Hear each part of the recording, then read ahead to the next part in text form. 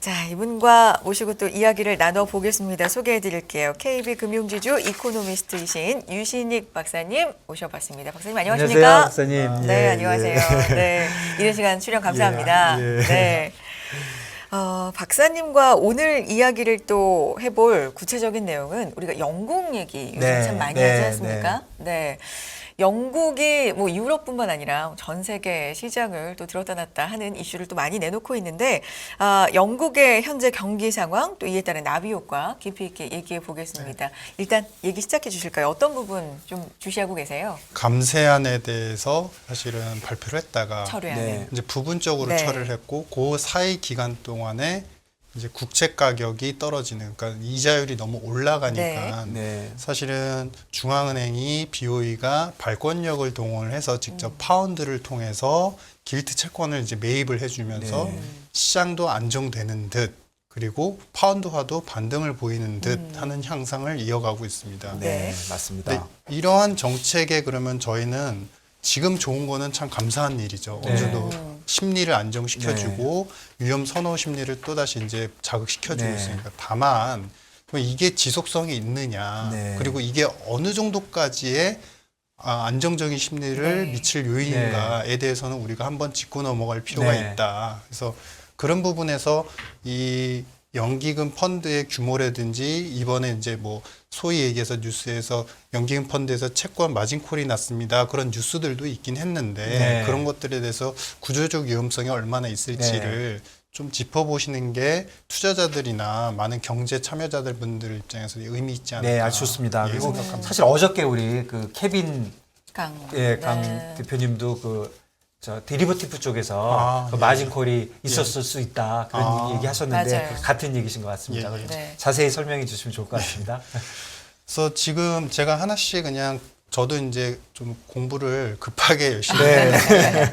뭐 한계가 있을 수 있지만 좀 잘 좀 아유, 들어봐 주시면 예, 별 감사하겠습니다. 말씀입니다. 예. 최근 상황이 또 급격하게 돌아가니까 예, 그럼요. 정말 예, 공부가 예, 많이 예. 필요하실 것 같아요. 그러니까 시작해 주시죠. 네. 예, 연금 기금의 자산 규모가 사실은 이제 확정 급여형 문제가 됐던 것은 확정 급여형 이제 기금 펀드인데 이게 뉴스상에는 1조 5천억 달러 내외로 나와 있습니다. 그런데 이제 파악을 해보니까 사실 넷 밸류를 보면은 넷 에셋 밸류를 보면 2조 5천억 파운드 정도가 되고 2조 5천억이요. 예, 그러니까 총괄이니까 아마 확정 급여형 이외에 다른 이제 퇴직연금까지도 포함을 했을 때 부류까지 포함했을 때 2.5조 파운드 정도 되는 네. 것 같습니다. 그리고 이것에 결부되어 있는 파생 상품까지도 다 이제 자산 범위에 다 포함을 시켜 보면은 3조 파운드 정도가 된다라는 네. 것이고 이 규모 면에서 이제 그러면은 이런 생각을 해봤습니다. 이게 왜 마진콜이 나오고 뭐 여러 가지 청산 이슈가 나왔을까 이제 구조적인 부분을 생각해 보면 첫 번째는 일단은 이게 우리가 소위 얘기하는 연금이기 때문에 부채 기반의 투자입니다. 그러니까 뭐냐면은 연금에서는 당연히 돈을 갖고 있는데 이 돈을 갖고 있는 기금은 당연히 퇴직자들한테 나중에 돌려줘야 되는 돈이죠. 네. 그래서 이 돈들을 운용을 해야 되는데 그동안에 사실은 이번에 인플레이션 위기가 나타나기 전까지는 금리가 계속 하향 추세였기 때문에 네. 이 부채로 잡혀 있는 금액이 부채 평가를 할 때는 금리가 낮으면 부채 금액이 평가액이 높게 잡히니까 사실은 그렇죠. 그 금액들을 자산 사이드에서 좀 똑같이 높은 자산 금액을 맞추기 위해서는 작은 금리 차이, 그러니까 금리가 계속 떨어져 있는 상태에서 변동이 없으니까 자산 사이드 쪽에서 사실 수익을 낼 수 있는 그런 요인이 없는 겁니다. 그렇죠. 그러면 어떻게 되냐? 금리의 변동폭이 작고 자산 사이드에서 수익을 낼 수 있는 규모가 작으면 당연히 뭘 하겠어요? 당연히 레버리지를 하겠죠. 그러니까 당연히 레버리지를 했겠구나라는 부분은 우리가 합리적으로 추측이 가능할 것 같고 그러면 이 레버리지를 함에 있어서 사실은 결국에는 우리가 편하게 생각을 해보면 이 큰 이제 중앙연금이 있고 거기에다가 자그마한 소규모 연금 펀드들이 있고 네. 그것을 또 위탁 운용까지도 하는 네. 그런 체계인데 예. 결국 위탁 운용하는 펀드에서 이런 레버리지를 통해서 수익을 좀 더 극대화하는 전략들을 사실은 최근 몇 년 동안 계속 시행해 왔었다라는 것이고요. 네, 그러니까 기본적으로는 이 연금들이 그 부채가 굉장히 장기잖아요. 네, 맞습니다. 그러니까 뭐 나중에 굉장히 나중에 받는 거니까. 네, 그럼 맞습니다. 부채는 굉장히 장기인데 네네. 그만한 장기의 어셋을 갖고 있지 못하는 경우가 대부분이니까 그쵸, 예. 이자율이 내려가면 네. 이제 자산 쪽에서는 좋은 일이 있지만 네네. 그 좋은 게 부채가 훨씬 기간이 기니까 네네. 부채의 손해를 그 상충을 하지 못하는 거죠. 그쵸. 그런 예. 구조적인 예. 문제가 예. 그쵸. 내내 있었던 거죠. 맞습니다. 주는 네. 사람 입장에서는 네. 이쪽에 계속 손실 금액이 누적적으로 커지니까 예. 오른쪽에 있는 자산 쪽에 대해서 계속 메꿔 그렇죠. 나가야 되는. 왜냐하면 계속 평가를 하면서 맞춰 나가야 예. 되는 그러니까 구조니까. 기금 쪽에서의 가장 큰 문제는 제가 이해하기로는 이자율이 내려가는 게 너무 괴로우니까. 그렇죠, 맞습니다. 그러니까 그런 기간이 상당 기간 지속이 됐고 그쵸. 예. 그러다 보니까 네. 지금 박사님 보시기에는 네. 레버리지가 분명히 일어났다. 네, 네. 특히 위탁을 형태로 예, 했으니까 예, 예. 분명히 아랫단에서 일어났을 것이다. 예. 이렇게 보시는 거죠? 예, 그 레버리지가 일어났다는 전략은 저의 추정이 아니라 그건 팩트입니다. 아, 예, 그렇습니까? 공부한 사실입니다. 아, 네, 이건 네. 어떻게 예. 어디서 나타나나요? 일단 저는 그 대부분 큰 이제 펀드 관련되는 네. 뉴스 아티클들을 좀 많이 봤고 네. 그걸 찾아서 이제 아. 축차적으로 찾아가면서 공부를 예, 좀 예, 했는데 예. 아, 예. 예, 그래서 그런 내용들이 이제 팩트로 저는 이제 확인을 했기 때문에 네. 이제 팩트에 기반해서만 조금 더 설명을 드리면 네. 네. 그렇게 해서 이제 레버리지를 하는데 이들도 그러니까 펀드들마다 아마 그 규모는 다를 겁니다. 근데 전체적으로 네. 그 레버리지를 하게 되면 당연히 이제 청산에 대한 것들 우리가 이제 어느 정도가 자산 범위가 총 순자산 범위가 떨어지면은 이제 팔아야 되고 정리를 그렇죠. 해야 되지 예, 예. 않습니까? 그래서 그 매도를 해야 되는 순청산의 어떤 규모 기준을 국채 길트와 금리의 수합 금리로 해서 네. 그 수합 금리가 200pp 이상 넘어가지만 않으면 네. 되게끔 구조가 돼 있다. 그러니까 소위 아. 말해서 간편하게 말씀드리면은 수합 길트 기반의 수합 금리가 200pp 이상 올라갈 정도는 현금을 이 소규모 펀드들로 갖고 있었다라는 겁니다. 근데 중요한 거는 올 초에 계속 올라가다가 200pp 정도는 그래도 좀 멈춰 있었는데 네. 그 안에 범위에 머물렀었는데 최근에 감세하는 발표를 하면서 이제 확 금리가 올랐죠. 급등을 했죠. 네. 그래서 그러니까 순간 200pp까지는 우리는 버틸 수 있으니까 괜찮을 거야 했는데 요 범위를 넘어서면서 그러면서 이제 그러면은 현금을 이제 중앙 펀드가 있겠죠. 중앙 연구기금 펀드한테 현금을 좀 지원해줘. 혹은 네. 본인들이 이제 더 이상 여력이 없는 것 같으면 이제 매도를 해야 되는 그런 이제 구조가 됐다라는 것이고. 200포인트라고 하는 게 되게 몇 년짜리 그거는 토탈이기 때문에 이제 합쳐진 약간 걸로? 합쳐진 건데 아마 대략적으로 제가 이제 거기는 추정이 좀 들어갔는데 네네. 거의 30년물 기준으로 네. 아마 되었던 것 같습니다. 30년물이 이번에 100bp 올랐잖아요. 예, 그렇죠. 네. 한꺼번에 올랐기 때문에 네. 그렇고 그래서 저는 이제 요것과 연계해서 그러면은 그런 생각들을 해봅니다. 이제 네. 두 번째로 조금만 이제 살펴보시면 네. 어제 이미 이거는 뉴스에서 나와서 다 확인해 보셨을 겁니다. 이제 네. 450억 파운드 정도의 감세안이었는데 거기서 20억 파운드 정도만 사실은 철회를 했고 부자 감세를 갖다가 철회를 한 것이고 근데 이거를 갖다가 이제 소규모 플랜을 갖다가 그 재무부에서 발표한 내용을 다시 한번 살펴보니까 넷으로 나가는 금액들 그러니까 이 부분인 것 같습니다. 그러니까 이 부분이 결국엔 부자들에 대한 감세들을 갖다가 제거해 주겠다라는 네. 것들을 다시 이제 철회를 한 그런 상태고 근데 이제 요거를 빼더라도 우리가 이제 기업들한테도 커팅 텍스 이제 세금을 갖다가 줄여주는 것들 그다음에 세제 조정을 하면서 또 세제 완화를 해주는 그런 부분들 그리고 마지막 부분까지 다 포함하면은 대략 이게 190억 파운드 정도거든요. 네. 그러니까 순지출 예상되는 그 예산의 순지출 이번에 예산안 소규모 우리 트러스 1호라고 하는 이제 예산안에서 순지출이 마이너스 190억 파운드가 네, 이미 발생한 네. 상황이었는데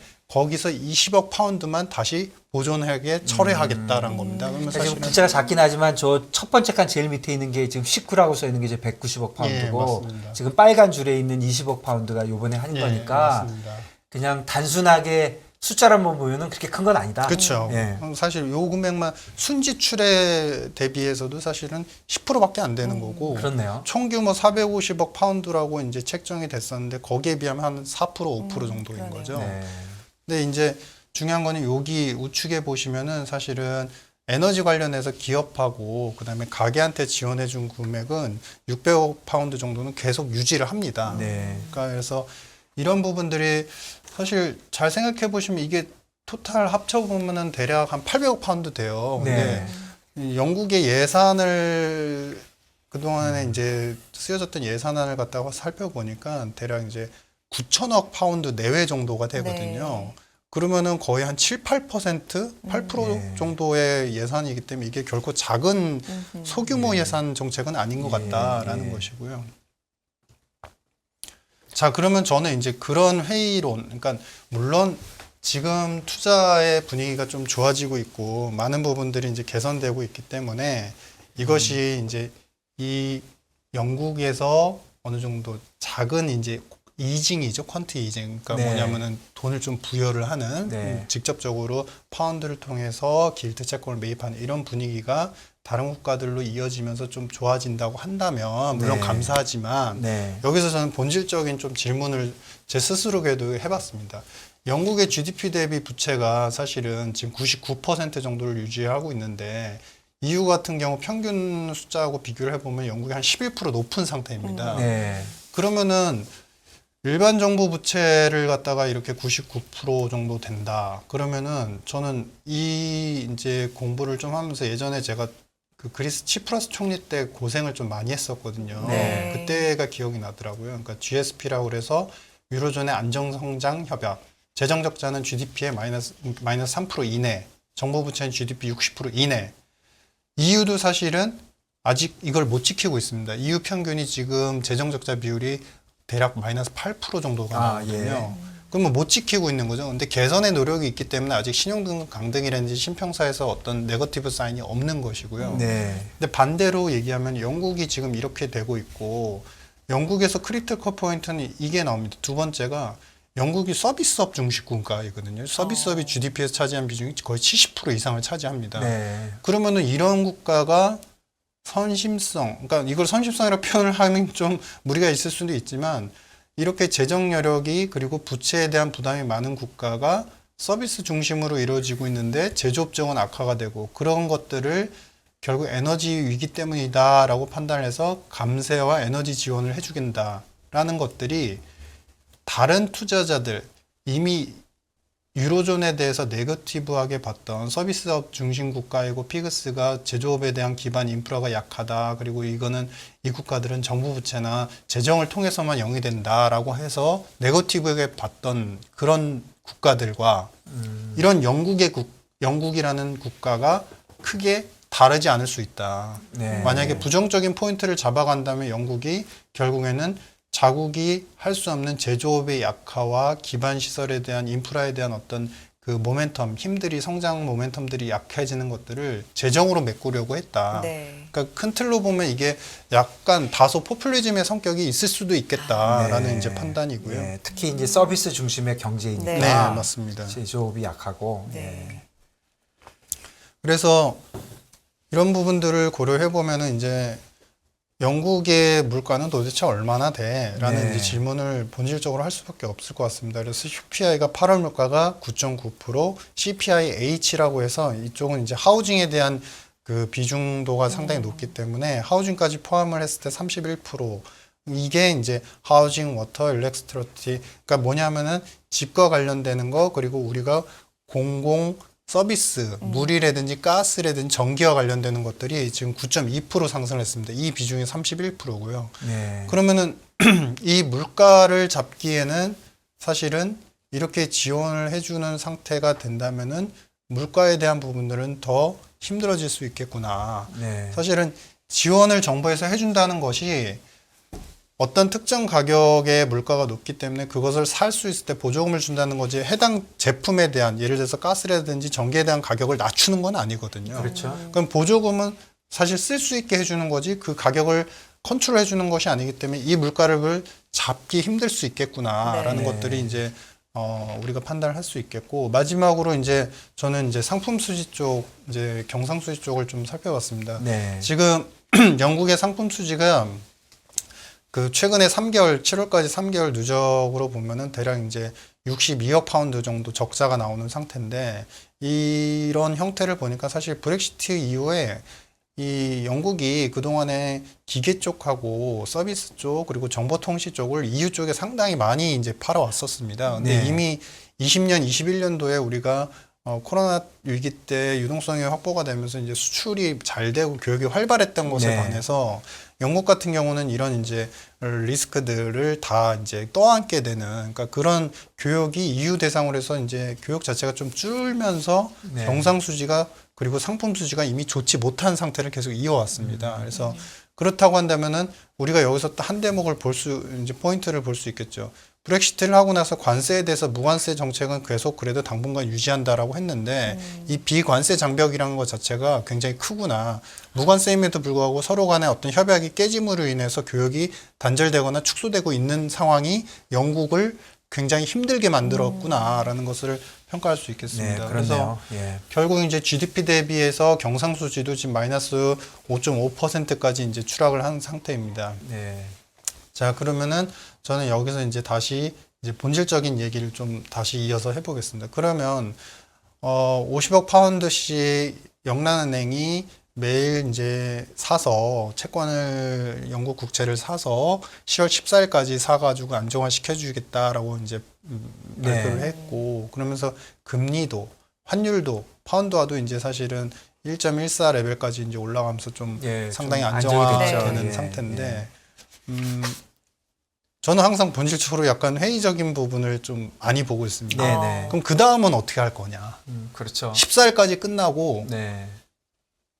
그럼 그 다음은 어떻게 할 거지? 사실은 이번에 QT도 이제 800억 파운드를 해야 되는데, 그러니까 네. 양적 긴축을 해야 되는데, 그걸 안 하고 예, Q2를 한 그쵸, 거죠. QE를 해주고 그리고 그 QT, 그러니까 양적 긴축하는 거는 10월 이후에 볼게라고 네. 이제 넘긴 거죠, 연기를 네. 한 거죠. 그러면 자 여기서 이제 포인트를 몇 가지를 짚을 수 있겠습니다. 아 금리 안정화되고 환율 안정화돼서 아 이제 한볼 껐다, 네. 이제 좀 넘어갔다. 근데 이제 10월이 되고 11월이 되면 지금 아까 확인하셨던 물가 부분이 CPI가 지금 9%가 나오고 있고 CPI H가 지금 8% 후반대인데 이게 더 올라갈 거라는 거죠. 그러니까 사실은 네. 내려가기보다 올라가 있을 가능성이 크다라는 거죠. 그렇죠. 그러면은 그렇게 했을 때 실질 소득이 감소를 하면서 가뜩이나 내수 경제가 좀 많이 위축이 되고 있는데 아까 브렉시트로 인한 네. 상품 교육 수지 네. 악화 때문에 그러면은 물가를 언제 어떻게 잡을 거냐. 사실은 금리 인상도 그렇고 영국이 이번에 사실 선진국 중에서 상당히 좀 빨랐는데 네. 발표는 QT는 거의 작년도 하반기에 했습니다. 그래서 우리는 양적 긴축을 이렇게 할 거다라고 발표했는데 그거에 대해서 앞으로 로드맵을 중앙은행이 어떻게 갈지 굉장히 혼돈스럽다라는 네. 게 이제 첫 번째 포인트가 네. 될 수 있겠고요.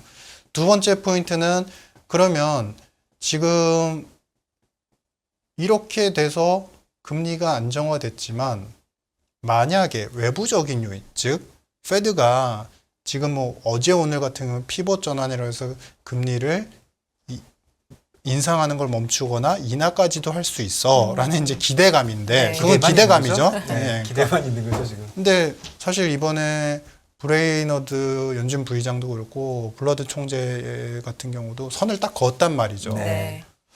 근데 그러면 11월 초에 그때 가가지고 만약에 금리를 우리는 뭐야 무슨 일이 있었어? 우리 경로대로 우리 패스대로 가는 것이야 네. 라고 이제 금리를 인상을 예정대로 한다면 그리고 그 폭을 예정대로 이제 높게 간다면 네. 시장금리 글로벌 시장금리 다시 올라갈 수 있다라는 거죠. 네. 그러면은 그때가 됐을 때 이미 정책은 다 시연을 했고 영국 입장에서 펀드 매입도 이제 길트 채권 매입도 다 했는데 종료가 됐는데 10월 14일이 끝났을 테니까 네. 그럼 그때 시장금리가 또 올라가면은 그때는 연기금 펀드가 괜찮을 거냐. 그때는 어떻게 할 거냐 한 거죠. 물론 그 사이에 제가 이제 연기금에 운용하는 담당자라면 네. 그 현금 보폭을 더 늘리긴 할 겁니다. 해놨을 네. 겁니다. 분명히 지금 발빠르게 하고 네. 있을 겁니다. 근데 중요한 거는 분명히 그게 보폭에 대한 것들도 한계가 있는 것이고 여기서 그렇죠. 이제 금리가 다시 올라가게 되면은 이거는 어떻게 보면은 방향성의 문제인데 여기서는 무조건 연기금 펀드들 입장에서 금리가 무조건 더 이상 오르지 않거나 떨어져야 되는 게 맞습니다. 그래야지 운용에 네. 손실이라든지 리스크가 없는 거거든요. 근데 만약에 다시 추세 상승, 약간의 하향 조정을 보인다면 다시 금리가 추세 상승하면 어떻게 될 것이냐. 그거에 대해서 저는 굉장히 무섭다. 네. 시장의 금리는 그리고 가격 변수는 우리가 컨트롤하기 힘듭니다, 사실. 그럼요. 그래서 그런 부분들 두 가지 포인트가 이제 저는 이제 이번에 좋은 시장 분위기 속에서도 네거티브한 부분들을 확인할 중요한 포인트인 것 같다라고 해서 이렇게 말씀을 드립니다. 좋습니다. 그 두 가지 포인트가 네네. 너무나도 그 당연한 말씀이신 것 같고 네. 다만 제가 이제 궁금하게 생각하는 거는 이 연기금 문제, 그 다음에 이제 그 연기금의 부채를 그 마크투마켓하는 문제는 지금 뭐 오래전에 나온 문제고 네. 영국만의 문제가 아닌데 그렇죠, 맞습니다. 왜 영국에서만 이렇게 특별히 이런 일이 벌어진 걸까요? 결국에는 이 핵심 말씀을 하신 것 같습니다. 저도 굉장히 그걸 고민했는데 네. 결국에는 빈 곳간에서 계속 이제 비가 오니까 어느 한 군데서 터지는데 네.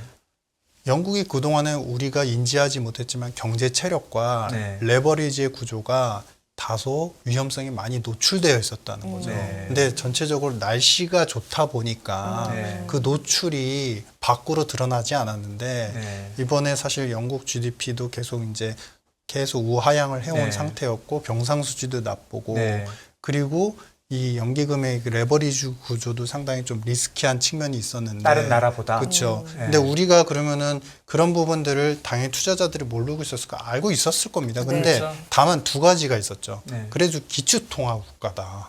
파운드 기축통화 국가라는 거기 때문에 언제든지 발권 혹은 국채 발행을 통해서 해결을 할 수 있다라는 이제 약간의 이제 네. 기존적인 그 믿음이 있었을 것이고 두 번째는 그 개입 외에도 사실은 영란은행 같은 경우는 할 수 있는 여력들이 많을 것이다라는 네. 이제 판단이 두 가지가 있었을 텐데 사실은 그런 부분에서 저는 우리가 놓친 부분들이 있었구나. 외환보액이 실제로 BOE 외환보액을 확인해 보니까 가용 가능한 외환보액이 지금 1,000억 불 정도밖에 안 됩니다. 토탈은 얼마죠? 그게 지금 1,500불 정도인데 아. 가용 가능한 게 사실 이미 당장 갚아야 되는 1년 이내 갚아야 네. 되는 부분들이 500불 정도고 생각보다 외환보유고가 예, 작고. 굉장히 작은 상태고 그러면은 결국에는 이제 제거법으로 우리가 생각을 해보면은 남은 건 기축통화국이다라는 장점 메리트만 하나가 남는 건데 네. 그러면은 이 기축통화국이 이번에 잘해 나갈 수 있을 것이냐. 근데 기축통화국임에도 불구하고 사실은 달러에 많이 눌리고 있다라는 거죠. 네. 그래서 뭐 다른 통화도 마찬가지겠지만 그래서 이런 체력적인 부분에 그러니까 최근 3년 동안의 체력적인 그 악화가 남들은 좋을 때 계속적으로 악화가 됐었다는 부분하고 두 번째는 레버리지 상품에 대한 구조적 위험성이 계속 존재해왔다는 게 이게 이제 맞물리면서 이제 큰 약간 좀 경제적 질환처럼 크게 좀 드러나는 그 표면 위로 좀 드러난 게 아닌가라고 생각하고 있습니다. 그 어제 그 저희가 이런 얘기 하다가 네. 이 그 마진콜 때문에 네. BOE가 이렇게 정책적으로 뭔가 한 게 아니라 네. 도저히 견딜 수 없는 상황이라서 네. 그냥 마진콜 때문에 어쩌지 못하고 너무 많이 움직이니까 네. 그냥 할 수 없이 등 떠밀려서 했을 것이다. 이렇게 보는 일부의 시각도 있는데 네. 거기에 대해서는 어떻게 보십니까? 제가 그걸 열심히 찾아봤거든요. 네. 근데 뉴스에 그게 나와 있더라고요. 네, 그러니까 네. 수요일 날 지난주 수요일이죠. 네. 지난주 수요일 날 요 마진콜 상황에 그러니까 청산될 수 있는 위험성이 있다 보니까 소규모 위탁되는 그 펀드들 있지 않습니까? 네. 거기에 CIO 뭐 CEO 분들이 긴급 요청 회의를 했대요. 네. 그래서 그러니까 그 실제로 뉴스상으로는 네. 우리가 이렇게 되면 모든 펀드들이 다 아웃이 돼 버리니까 네. 해달라라는 요청을 긴급히 했다라는 그 한 줄의 뉴스는 제가 이제 확인했습니다. 그 정말 정확한 정도로. 알 수는 없죠. 지금 네. 얘기해 주신 대로 네, 네. 위탁됐던 조그만 데들은 문제가 네. 됐을 수가 있다. 그렇죠. 일단 지금 시장 상황에선 저는 오늘 잠재해 있는 리스크를 이렇게 네. 말씀해 주신 게 정말 네. 뜻깊은 것 영국의 같아요. 상황을 네. 굉장히 여러 가지 면에서 정확하게 아이, 분석해 주신 것 같습니다. 뭐 당연한 말씀이시죠. 항상 그러시겠지만 공부를 진짜 예. 많이 하시고 있다는. 저희 네. 그 다음에도 영국 생각이 관련된 듭니다. 문제 또 네. 다른 나라에 관련돼도 정말. 이렇게 나라 이렇게 탁 잡아서 네. 한번 해주시면 네, 저희가 많이 도움이 될 저는 것 같습니다. 그런 감사합니다.